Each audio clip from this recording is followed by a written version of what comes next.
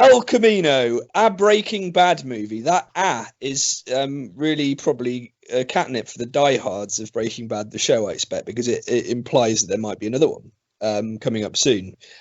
So Breaking Bad is one of those programs that is the TV programs, TV shows, whatever you want to call them, that is perennially brought up as one of the best ever made in these lists that are compiled by various august publications. And I have seen a bit of it, but I haven't seen the whole thing. So I've seen, I think, up to series one, or partly up to series one.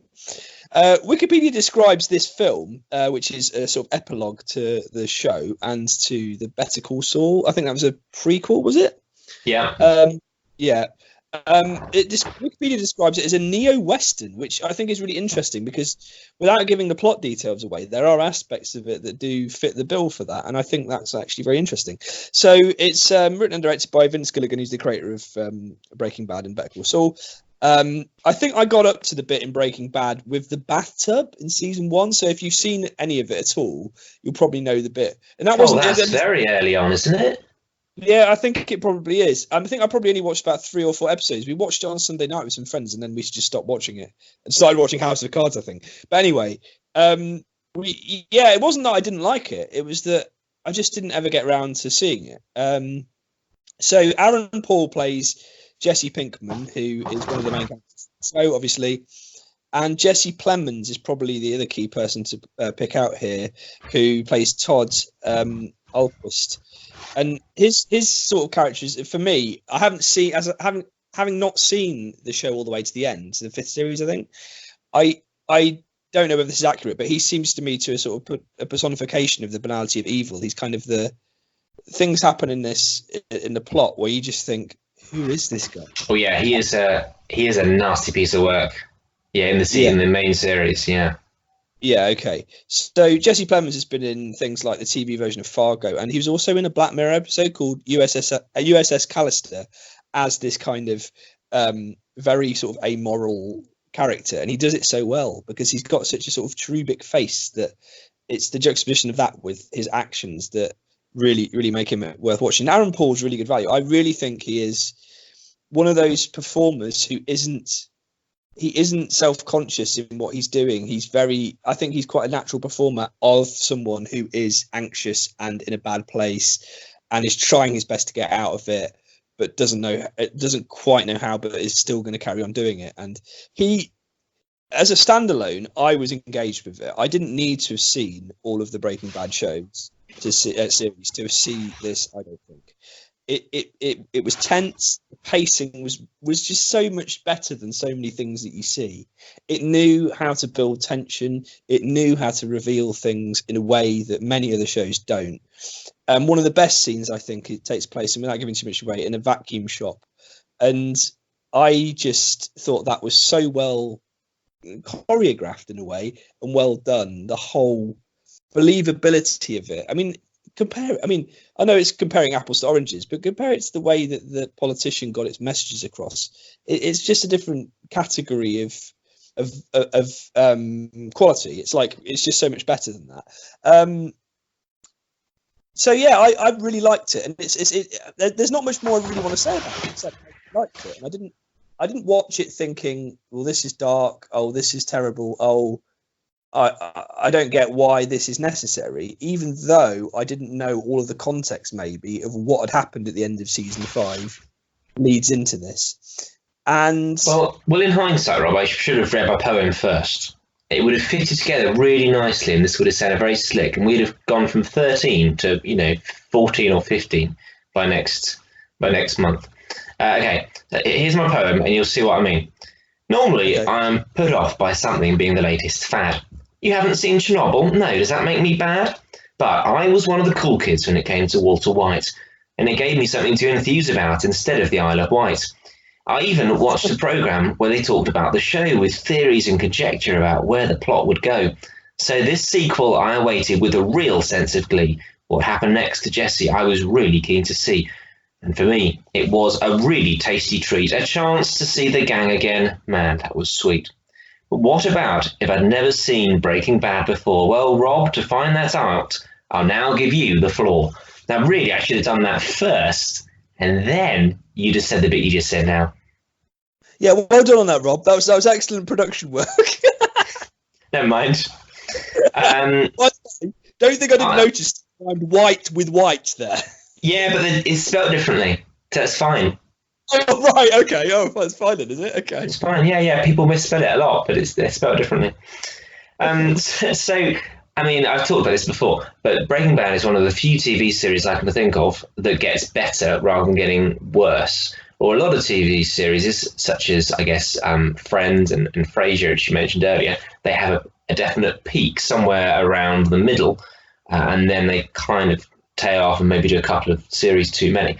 But with Breaking Bad, the end couple of series were the best. And I had a quick search around, and that's kind of the general consensus. That's not just me. So if I were you, I would, if you got the time, Rob, I reckon stick with it. It's rewarding, and there are some episodes which are very much like El Camino, where there are just really strong scenes. There's one episode. I don't want to give too much away about it, but it's all done in one place, and it's just a tense situation with kind of three people in a room, and that lasts the whole episode. But that's done in a really skillful way, and it really keeps your attention really well. And there's quite a lot of that sort of stuff. There's a real lightness to Breaking Bad at the same time as, you know, being full of action and it being a real thriller. There's also a lot of brevity, and it's really funny in places. And you know, I think a lot of that comes from Jesse Pinkman, and from that character. Is a really well drawn character. This isn't a spoiler because we know he's still alive. Apparently, I heard after the first series, the plan was to kill him off, but he was such a strong character, they thought, we can't get rid of him, let's keep him, let's make him part of the program. Right, so let's, that might be true, but I heard that. So let's have a look at some reviews. 1 out of 10, don't waste your time. The actors and cinematography are fine, excluding Todd, who's a lot fatter than he was before. But the story is a waste of time. It adds absolutely nothing to the story and has no appeal whatsoever. If you want to see your beloved characters again, watch recaps on YouTube. I think it doesn't take away anything. That's the main thing. It doesn't stamp all over the original. It doesn't ruin it. So that's why I described it as a bit of a treat, really, for people that really like the series. Okay, 10 out of 10. Thank you, Vince Gilligan, this one's called. This is everything I wanted in a Jesse Pinkman Breaking Bad movie and more. The direction is fantastic, the cinematography was great, the writing is excellent, as always. With all that being said, Aaron Paul is fantastic in this film. He'd better be nominated good. As a Breaking Bad fan, I'm super happy, and as a Jesse Pinkman fan, I'm an emotional wreck. Isn't that nice? Okay, so what score do you think El Camino gets? So this is just El Camino, this isn't Breaking Bad as a whole. So this is a tricky one because it's a spin-off of a TV show, but it's a film, but it's on Netflix. So that's a complicated... It's everything, isn't it? Yeah, so I'd say it's probably pretty high. I'm going to go 8.5. 7.7. I didn't get that. I think it deserves higher. It deserves more than The Good Place, doesn't it? Well, it's basically scoring the same as The Politician, and one of those I found intensely annoying and one I found intensely interesting. So yeah, my rule of watching anything above 7 doesn't really hold water, does it? I don't think it does. I think I've been questioning a lot the way these websites promote ratings and stuff. By the way, you were saying that I should check out Breaking Bad. I did notice that after I finished watching El Camino, I went to the main page on Netflix, and of course, what pops up but Breaking Bad hit play. So, you know, I'm being encouraged by Netflix to watch it straight away. Well, it just started on mine after El Camino had finished. Episode 1 of Breaking Bad started, and if I had less willpower and had more sleep the night before, I would have probably watched a few episodes and probably start watching it again. It's one of the few programs that I actually, might actually bother watching again sometime. It's interesting actually the way it was presented, because I always thought of Breaking Bad as I said, quite a sort of funny thriller. And then I remember watching one episode, and it had the previously on AMC bit, the sort of when it used to be on AMC, and they presented it as a really sort of dramatic action, really serious, and and I didn't. That jarred a bit for me, because to me it's a much deeper, much more interesting program than a lot of programs which might be, for example, a program like 24, which was a brilliant thriller but wasn't especially deep or didn't have a lot of sort of nuance to it.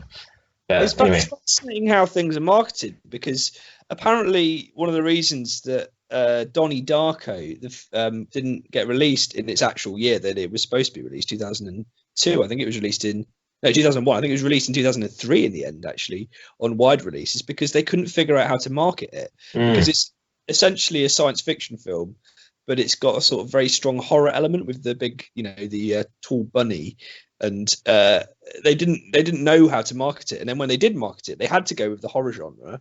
That lost science fiction people. So yeah, I think it's very interesting how things. Well, you used to get that a lot in the days where you wandered around Blockbuster.